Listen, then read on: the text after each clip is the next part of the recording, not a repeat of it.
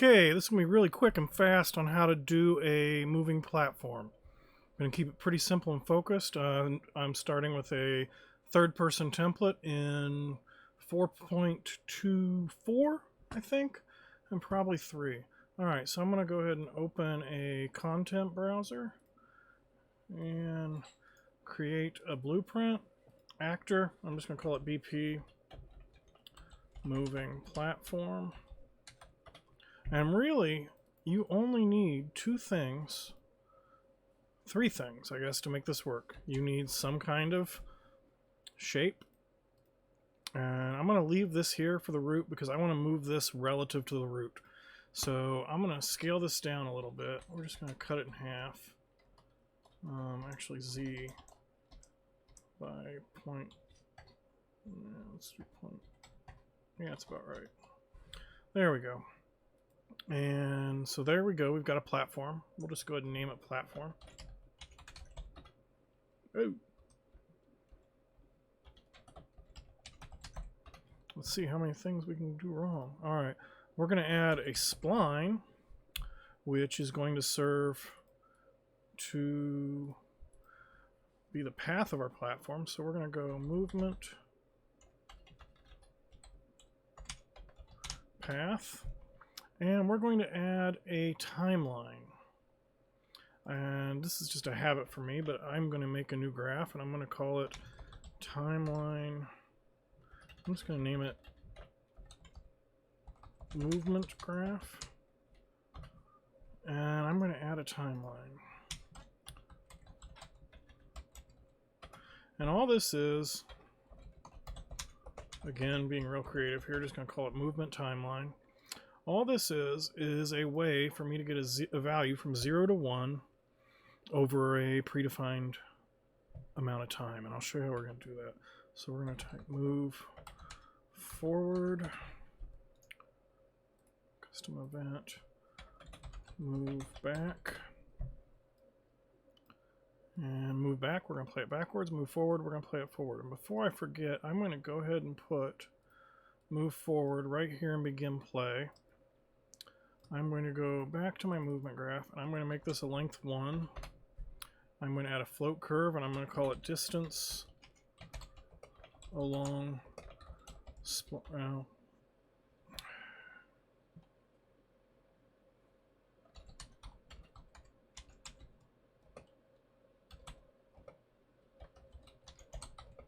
I like to be very verbose and say what things are.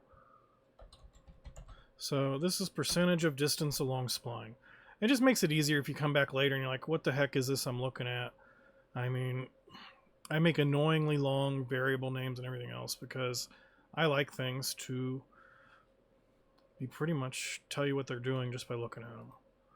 And we're going to add a key here to 0 and 0. We're going to add another one to 1 and 1. That's it. Done. We're going to go to the constructor. We're going to grab our movement timeline, and we're going to set its play rate. And this is some basic high school math here, that speed equals distance over time. So we're going to add a variable here, and we're going to call it movement speed. And we're going to add a tooltip. Unreal units per second for platform to move. And we're going to compile it, and we're going to give it a default value of 50 because that works for me. And we're going to say movement speed is going to go here. We're going to divide, and speed equals distance over time. So that means that speed over distance equals 1, which is our length of this thing, over time. So we're going to take this, and we're going to get,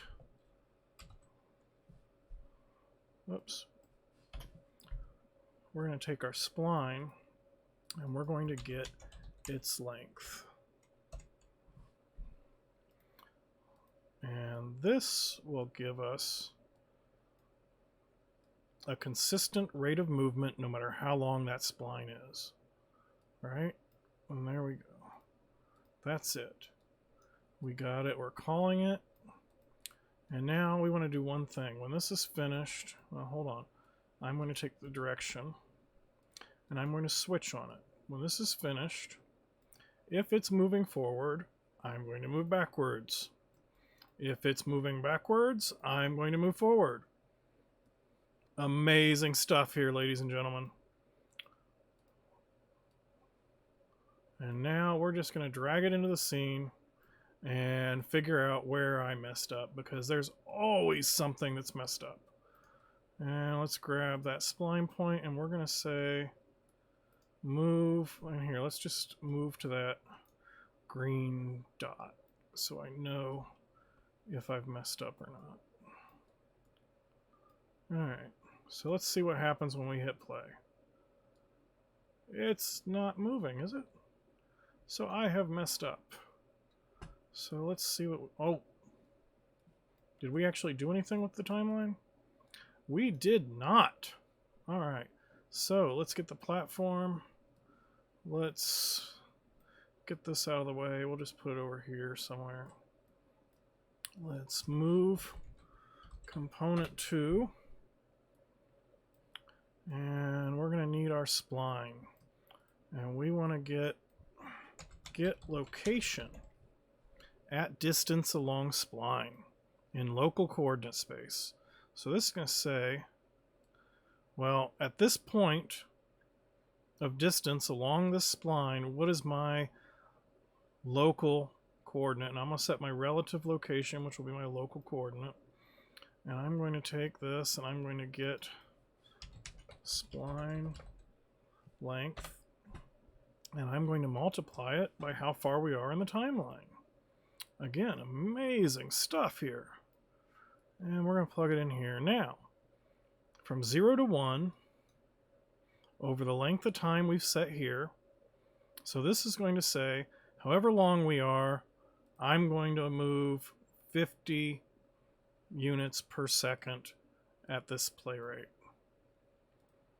So, this will move from 0 to 1 at whatever rate it takes to meet for us to move 50 units a second along the spline length. So when this hits 1, will be the full length of the spline. And we're going to get rid of this over time. We're just going to do it. And now let's see what happens. Did we do everything? That should be it. And it gets to where it's going. And it keeps going. What did I do wrong? Why did this get changed? Oh, because when I first added the spline, it parented to the platform, right? So it set its scale relative to that. And then when I reparented it to this, it kept that. So let's fix that. That's the problem. That spline was just scaled. Yeah, look at that. So let's get that point and move it back. And there we go. Now let's see what happens. There we go. And it moves back. And now it says, get out of my way. That's it. Rocket science. Moving platform. Yay.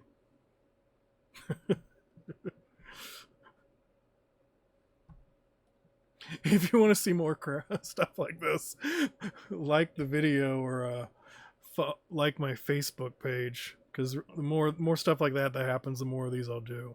If you want me to shut up, just, I don't know. Good luck.